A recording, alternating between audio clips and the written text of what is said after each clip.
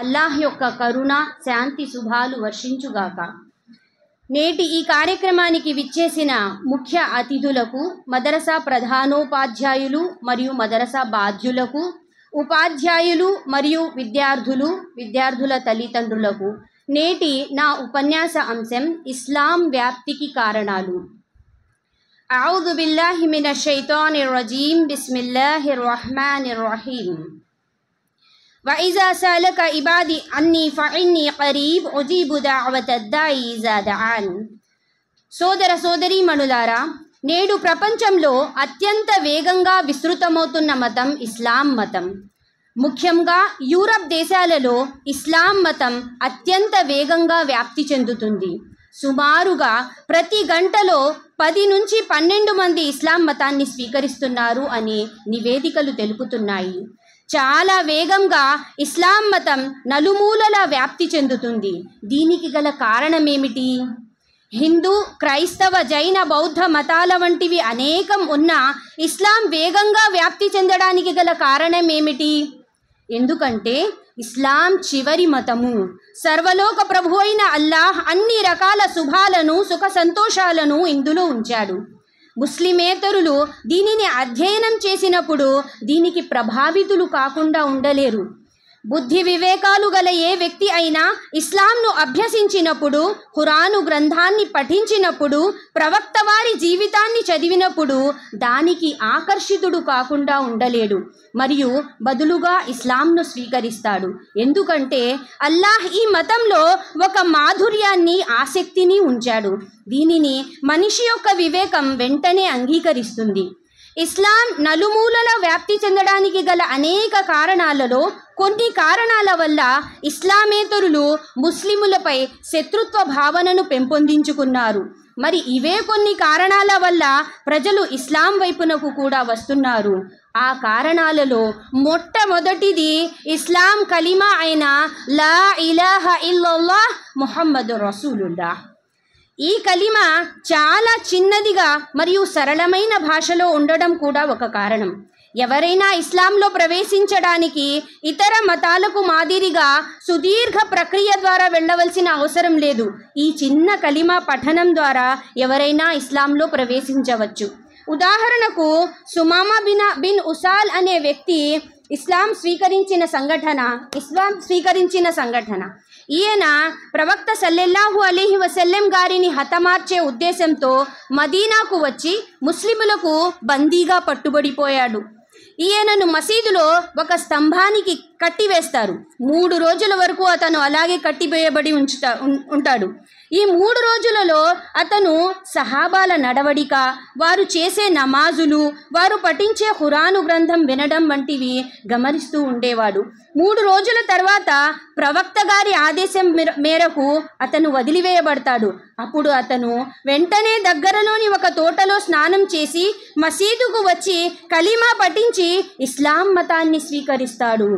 ఇదే విధంగా అబూ హురైరా రజియల్లాహు అన్హు గారి తల్లిగారి సంఘటన కూడా. ఒకసారి అబూ హురైరా రజియల్లాహు అన్హు గారు ప్రవక్త సల్లల్లాహు అలైహి వసల్లం గారితో, ఓ ప్రవక్త, మీరు నా తల్లి కోసం ప్రార్థించండి అని అన్నారు. అప్పుడు ప్రవక్త సల్లల్లాహు అలైహి వసల్లం వారు, ఓ అల్లాహ్, అబూ హురైరా తల్లికి ఇస్లాం ధర్మాన్ని ప్రసాదించు అని ప్రార్థించారు. అబూ హురైరా పరిగెత్తుకుంటూ ఇంటికి వెళ్తారు. ప్రవక్త గారి ప్రార్థన ముందుగా వెళ్తుందా లేక నేను ముందుగా వెళ్తానా అని అనుకుంటూ తలుపు తడతారు. వారి తల్లి కాసేపు ఆగు అని సమాధానం ఇస్తారు. ఎందుకంటే ఆమె అప్పుడు స్నానం చేస్తూ ఉంటారు. ఆ తరువాత తలుపు తీయగానే ఆమె, నన్ను ప్రవక్త గారి వద్దకు తీసుకువెళ్ళు, నేను ఇస్లాం స్వీకరిస్తాను అంటారు. అప్పుడు అబూ హురైరా రజియల్లాహు అన్హు, నాకంటే ముందుగా ప్రవక్త గారి దువా చేరుకుంది అని చాలా సంతోషపడతారు. సరళమైన చిన్న కలిమా పఠనం ద్వారా ఆమె ఇస్లాంలో చేరిపోతారు. అదే ఇతర మతాలలో వారి మతంలోకి రావడానికి సుదీర్ఘ ప్రక్రియల ద్వారా వెళ్ళవలసి ఉంటుంది. డబ్బు మరియు సమయము రెండూ ఖర్చు చేయాల్సి ఉంటుంది. అయినప్పటికీ వారు ఆ మతంలోని మిగతా వారితో సమానం కాలేరు. సోదర సోదరీమణులారా, నలుదిశలా ఇస్లాం వ్యాప్తి చెందడానికి గల రెండవ కారణం దేవునికి దాసునికి మధ్య ఇతర మతాలలోని పూజారులు మరియు ఫాదరీల మాదిరిగా ఎటువంటి మధ్యవర్తులు లేకపోవడం. ఈ మధ్యవర్తుల భారంతో ప్రజలు విసిగిపోతున్నారు. సర్వలోక ప్రభు అయిన అల్లాహ్ ఇలా సెలవిస్తున్నాడు, వైజా సఅలక ఇబాది అన్నీ ఫఇన్నీ ఖరీబ్ ఉజీబు దావత దాఈ ఇజా దఆన్. ఓ ప్రవక్త, నా దాసులు నిన్ను అడిగితే నేను వారికి అత్యంత సమీపంలోనే ఉన్నాను అని, పిలిచేవారు నన్ను పిలిచినప్పుడు నేను వారి పిలుపును వింటాను, సమాధానం పలుకుతాను అని తెలుపు అన్నారు. అంటే పిలిచే ప్రతి సాధారణ వ్యక్తికి కూడా అల్లాహ్ సమీపంలోనే ఉన్నాడు. అల్లాహ్ మరియు అతని దాసునికి మధ్య ఎవరి మధ్యవర్తిత్వము లేదు. అందువల్లనే ఇతర మతస్థులు ఇస్లాంకు చాలా ప్రభావితులవుతున్నారు. ముఆజ్ బిన్ జబల్ రజియల్లాహు అన్హు గారితో ప్రవక్త సల్లల్లాహు అలైహి వసల్లం గారు ఇలా అన్నారు, ఇత్తఖీ దావతల్ మజ్లూమి ఫఇన్నహా లైస బైనహా వ బైనల్లాహి హిజాబ్. అంటే పీడితుల చెడు ప్రార్థన నుండి జాగ్రత్త వహించండి, ఎందుకంటే అతనికి మరియు అల్లాహ్కు మధ్య ఎటువంటి పరదా లేదు. ముస్నద్ హాకింలో ఇలా పేర్కొనబడింది, దాసుడు ప్రార్థన చేసినప్పుడు అతని ప్రార్థనను ఒట్టి చేతులతో తిరిగి పంపించడానికి అల్లాహ్ సిగ్గుపడతాడు. అంటే దీని అర్థం అల్లాహ్ వింటాడు మరియు ఇస్తాడు కూడా. చాలామంది అల్లాహ్ నా ప్రార్థనను వినడం లేదు అని అనుకుంటారు, కానీ నిజానికి ఆయన మన ప్రార్థనలను వినేసే ఉంటాడు మరియు కోరుకున్నది ఇవ్వడం ఆలస్యం చేయడంలో అల్లాహ్ జ్ఞానం దాగి ఉంది. ప్రవక్త యూనుస్ అలైహిస్సలాం గారు చేప కడుపులో నుండి అల్లాహ్ను ప్రార్థించారు. ఏమని? లా ఇలాహ ఇల్లా అంతా సుబ్హానక ఇన్నీ కుంతు మినజ్ జాలిమీన్. అల్లాహ్ అతని ప్రార్థనను విన్నాడు, అతనికి చేప కడుపు నుండి విముక్తిని ప్రసాదించాడు. అతని ప్రార్థన నేరుగా ఎవరి ప్రమేయము అవసరము లేకుండా అల్లాహ్ వద్దకు చేరుకుంది. ప్రజలారా, అల్లాహ్ను నేరుగా అడగండి, అతను ప్రసాదిస్తాడు. వేరే ఏ ఇతర మతాలలో కూడా ఈ విధానం లేదు. సోదర సోదరీమణులారా, ఇస్లాం ప్రపంచమంతటా వ్యాప్తి చెందడానికి గల మూడవ కారణం ఇస్లాం యొక్క సాధారణమైన సుసాధ్యమైన ఎటువంటి కష్టము కలగని ఇస్లాం బోధనలు. ఒక వ్యక్తికి తనపై ఎలాంటి పీడన కష్టము కలుగకుండా ఉండే సులభతరమైన ఆరాధనా పద్ధతులు. ఇస్లామేతర మతాలలోని ఆరాధనా పద్ధతులైన వివాహం చేసుకోకుండా ప్రాపంచిక జీవితం నుండి దూరంగా ఉండడం, చలికాలంలో చన్నీటి స్నానాలు చేయడం, చెప్పులు లేకుండా దూర ప్రయాణాలు చేయడం వగైరాల వంటి కష్టతరమైన పనులు ఇస్లాంలో చేయవలసిన అవసరం లేదు. ఇస్లాంలో భార్య బిడ్డల సుఖ సంతోషాలను మనిషి పొందవచ్చు. అలాగే మంచి ఆహారం తినడము, ధనం సంపాదించడం, మహిళలు బంగారు ఆభరణాలు ధరించడం, ఇస్లాం హద్దులలో ఉంటూ కోరికలను తీర్చుకోవడం వంటి పనులతో ఇస్లాం ఆచరణ సులభతరం చేయబడింది. ఇస్లామేతర మతాలైన హిందూ, క్రైస్తవ, షియా మతస్థులలో సతీ సహగమనము మరియు మొహరం నెలలో తమను తాము హింసించుకోవడం వంటి ఎన్నో రకాల సాంప్రదాయాలు ఉన్నాయి. కానీ ఇస్లాం ధర్మంలో ఆరాధనా పద్ధతులు ఎంతో సులభతరం చేయబడ్డాయి. చూడండి, నమాజును నిలబడి చేయమని ఆదేశించారు, కానీ నిలబడలేకపోతే కూర్చొని చేయండి, కూర్చోలేకపోతే పడుకొని చేయండి, అది వీలు కాకపోతే కన్నుల సంజ్ఞలతో చేయండి అని ఆదేశించబడింది. అలాగే ఇస్లాం మూల స్తంభాలలో ఒకటైన ఉపవాస దీక్ష కూడా. ఈనాడు ఉపవాసం ఉండడం వలన ఎన్నో ప్రయోజనాలు ఉన్నాయని వైద్య శాస్త్రం కూడా చెబుతుంది. అలాంటి ఉపవాసం కూడా ఎవరైనా ప్రయాణం వలన లేక అనారోగ్యం వలన ఉండలేకపోతే తరువాత వాటిని భర్తీ చేయవచ్చు అని ఆదేశించబడింది. అలాగే ఎవరైనా చాలా ఎక్కువగా బలహీనంగా ఉన్నా లేక దీర్ఘకాలిక రోగాలతో బాధపడేవారు అయినా ఫిదియా చెల్లించి ఉపవాసమును వదిలివేయవచ్చు అని ఆదేశించబడింది. అలాగే నీరు లేకపోతే తయమ్మం విధానంతో పరిశుద్ధతను పొందడం కూడా. అలాగే దాన ధర్మాలు సంపన్నుల కోసమే కాదు, సంపన్నులు కానివారు కూడా సదఖా చేయవచ్చు అని ఇస్లాం చెబుతుంది. ఎలాగంటే ప్రవక్త సల్లల్లాహు అలైహి వసల్లం వారు ఇలా సెలవిస్తున్నారు, అంతలఖ అఖాక బివజ్హిన్ తల్ఖిన్ లక సదఖా. నీ విశ్వాస సోదరునితో చిరునవ్వుతో పలకరించు, అది కూడా సదఖాయే అని.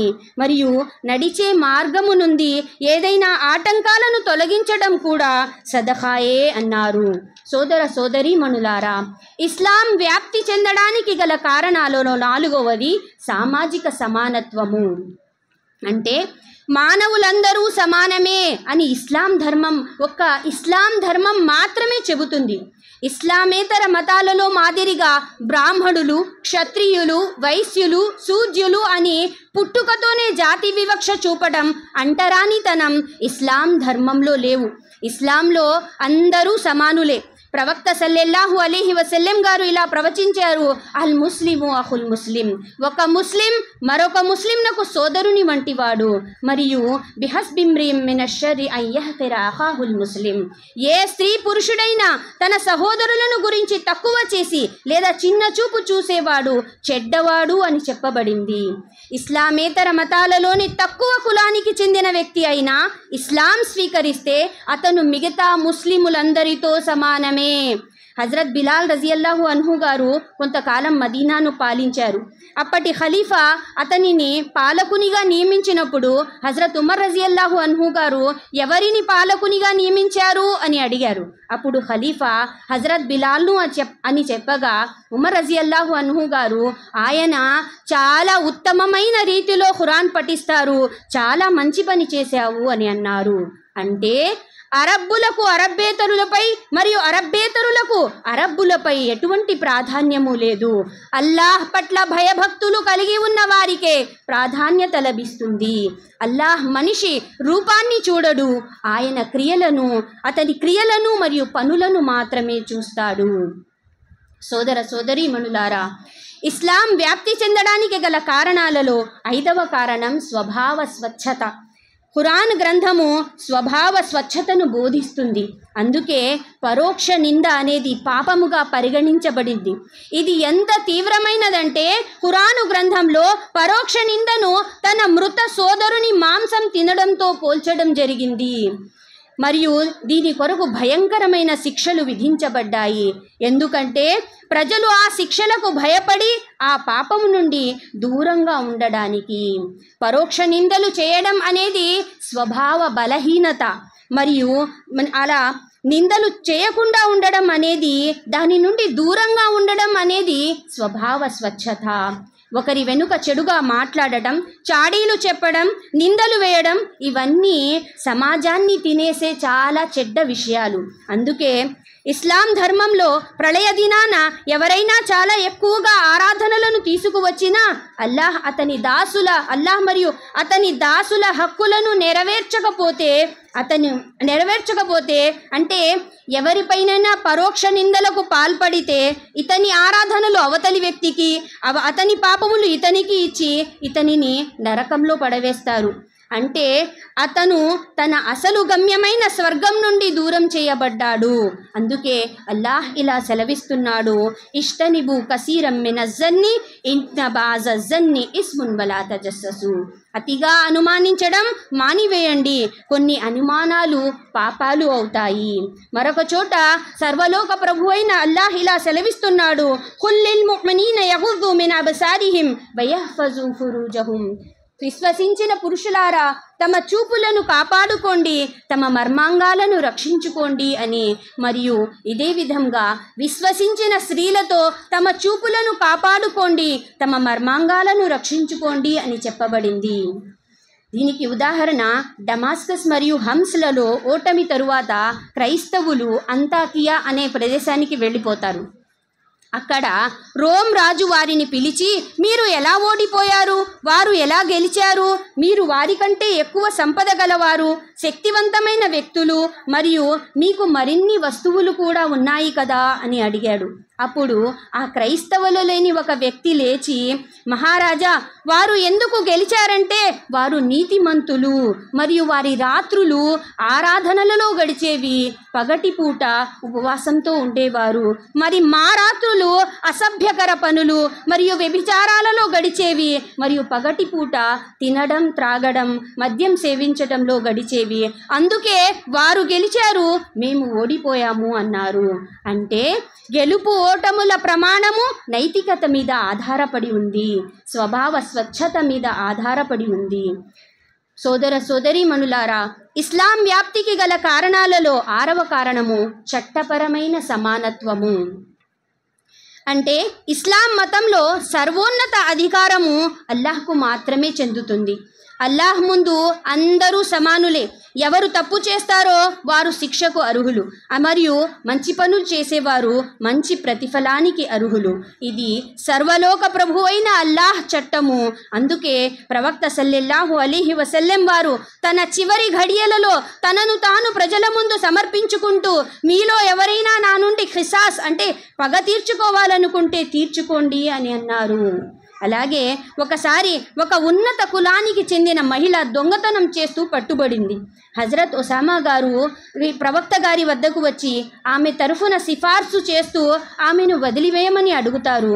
అప్పుడు ప్రవక్త సల్లల్లాహు అలైహి వసల్లం గారు ఇలా అన్నారు, ఇస్రాయిలీయులు నశించిపోవడానికి ఒక కారణం, వారిలో పెద్దవారు దొంగిలించినప్పుడు అతను వదిలివేయబడేవాడు, వారిలో చిన్నవాడు దొంగిలిస్తే అతనిపై చట్ట పరిమితిని వారు విధించేవారు.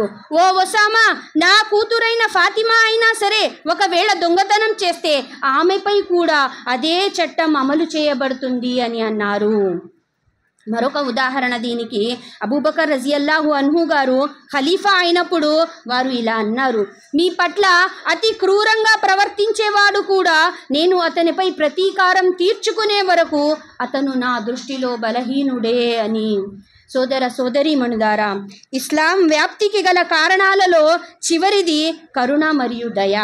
ఇస్లాం మతంలో కరుణ మరియు దయ చాలా ఎక్కువగా ఉన్నాయి. ఇస్లామేతరులు ఇతర మతస్థులను అనేక మార్గాల ద్వారా హింసిస్తూ క్రూరంగా ప్రవర్తిస్తారు. తమ స్వలాభం కోసం ఎంతోమంది ప్రాణాలను తీసుకుంటారు. కానీ ఇస్లాం పూర్తిగా దయ మరియు కరుణ గల మతం. ముస్లిములు మక్కాపై విజయం సాధించినప్పుడు అందరికీ క్షమాభిక్షను ప్రసాదించారు. అలాగే చిన్నపిల్లలపై దయ చూపడము, పెద్దలను గౌరవించడం మంచి ఇస్లాంలో భాగము అని చెప్పబడింది. మరియు విశ్వాసులు ఒకరినొకరు సలాం చేసుకోవడము, మర్యాదగా మెలగడాన్ని స్వర్గానికి మార్గాలుగా చెప్పబడ్డాయి.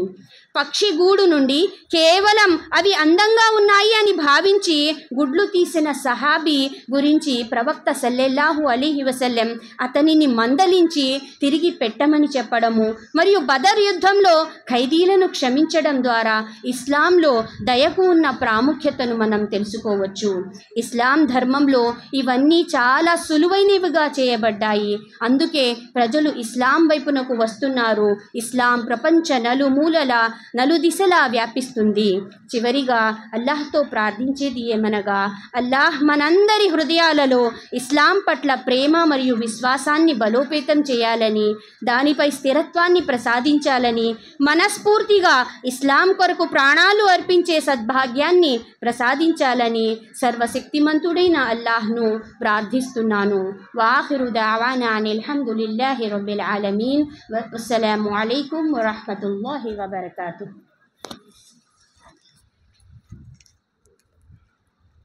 माशाअल्लाह, जज़ाकुमुल्लाहु खैरा। आइए, और 2 खिताबात बच गए हैं, उसके बाद इंशाअल्लाह नताइज का ऐलान किया जाएगा और मुख्तसर ज़िम्मेदारान से तासुरात सुनने के बाद मेहमान ख़ुसूसी को भी हम सुनेंगे। इंशाअल्लाह मजलिस ख़त्म हो जाएगी। मैं दावत देता हूँ मौलिमा शारिक़ा अलमास सिद्दीक़ा जो इसी मदरसे की मौलिमा हैं, वो आएँ और मुसलमानों के अंदर इख्तिलाफ़ कैसे आया है, इत्तिहाद की इस्लाम में क्या अहमियत है, वो बताएं।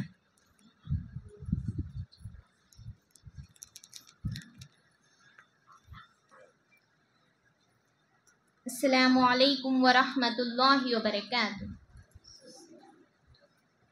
الحمدللہ رب العالمین والصلاة والسلام علی رسولہ الکریم اما بعد فقد قال اللہ تعالی فی القرآن المجید اعوذ باللہ من الشیطان الرجیم بسم اللہ الرحمن الرحیم واذکر نعمت اللہ علیکم اذ کنتم اعداء فألف بین قلوبکم فاصبحتم بنعمتہ اخوانا۔ صدر محترم، مہمان خصوصی، ذمہ داران مدرسہ، معزز معلمات، عزیز طالبات و دیگر اسلامی ماؤں اور بہنوں، آج میں آپ لوگوں کے سامنے اتحاد و اختلاف اسلام کی نظر میں کے عنوان پر چند باتیں بتانا چاہتی ہوں، امید کے بغیر سماعت فرمائیں گے۔ محترم سامعین، رسول اللہ صلی اللہ علیہ وسلم کی بعثت سے قبل عموماً پوری دنیا اور خصوصاً اہل عرب اختلاف و انتشار اور جھگڑا و فساد کے شکار تھے۔ چھوٹی چھوٹی باتوں پر آپس میں تلواریں بلند ہو جایا کرتی تھی، خون سستا اور پانی گیران ہو چکا تھا۔ ایسے وقت میں اللہ تعالیٰ نے ہادی انسانیت جناب محمد مصطفیٰ صلی اللہ علیہ وسلم کو رحمت للعالمین بنا کر مبعوث فرمایا۔ آپ نے بہیمیت میں تبدیل شدہ انسانیت کو پھر سے انسان کامل بنانے میں تن من دھن کی بازی لگائی اور آپ نے بڑے بڑے کارنامے انجام دیے۔ ان میں سے ایک اہم کارنامہ یہ تھا کہ آپ نے ساری انسانیت کو کلمے کی بنیاد پر ایک کر دیا۔ سورہ آل عمران میں اللہ تعالیٰ نے اس کا نقشہ اس طرح کھینچا ہے، وَاذْكُرْ نِعْمَتَ اللَّهِ عَلَيْكُمْ إِذْ كُنْتُمْ أَعْدَاءً فَأَلَّفَ بَيْنَ قُلُوبِكُمْ فَأَصْبَحْتُمْ بِنِعْمَتِهِ إِخْوَانًا، کہ لوگوں، اللہ تعالیٰ کی اس عظیم نعمت کو یاد کرو جو تم پر ہوئی کہ تم آپس میں دشمن تھے، تو اللہ تعالیٰ نے اپنے خاص فضل و کرم سے تمہارے دلوں کو جوڑ دیا اور تم آپس میں بھائی بھائی بن گئے۔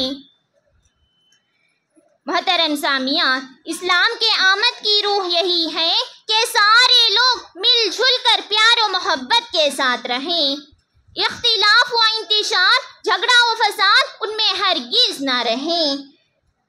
اسی لیے اللہ تعالیٰ نے ہم تمام لوگوں کو اتحاد و اتفاق کے ساتھ مل جل کر رہنے کی تعلیم بھی دی ہے اور تاکید بھی کی ہے۔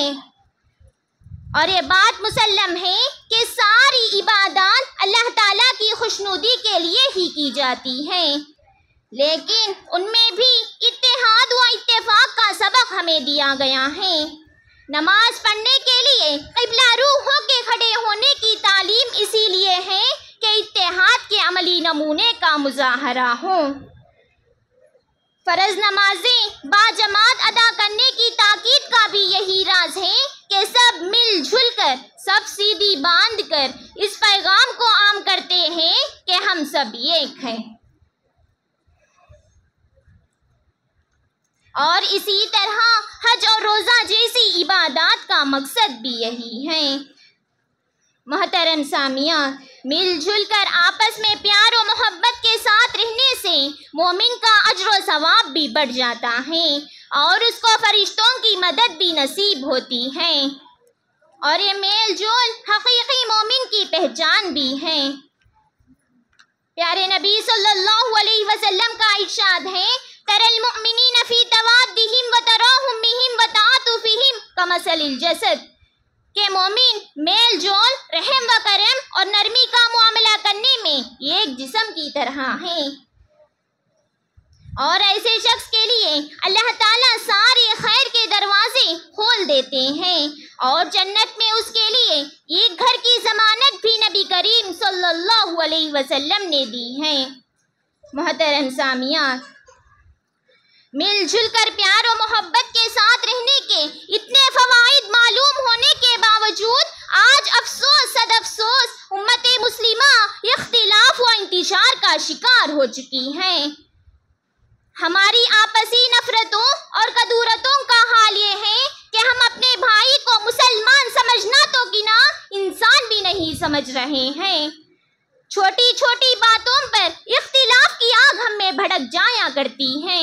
नन्हे से दिल पर मन्नों और टन्नों की नफरतें डालकर हमने अपने दिल को बोझल बना लिया है।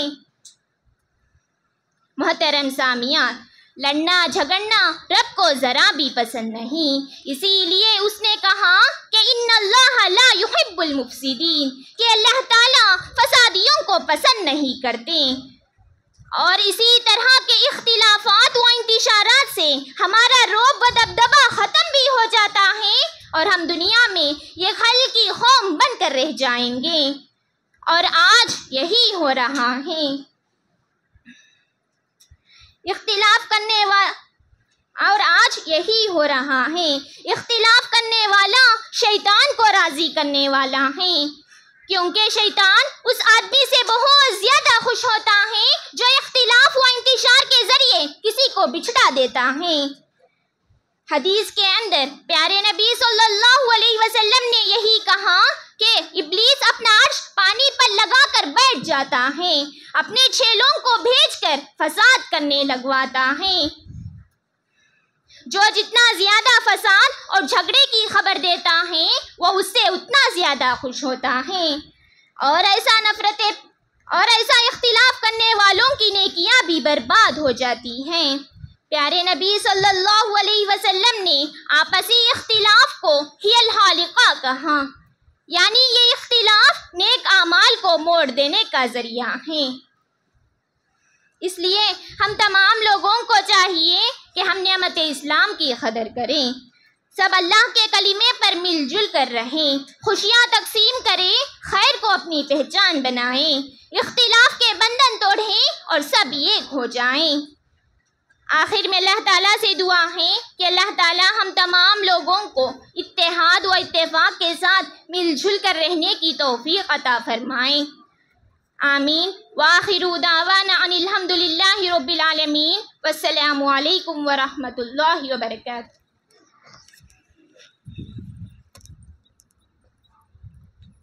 माशाअल्लाह।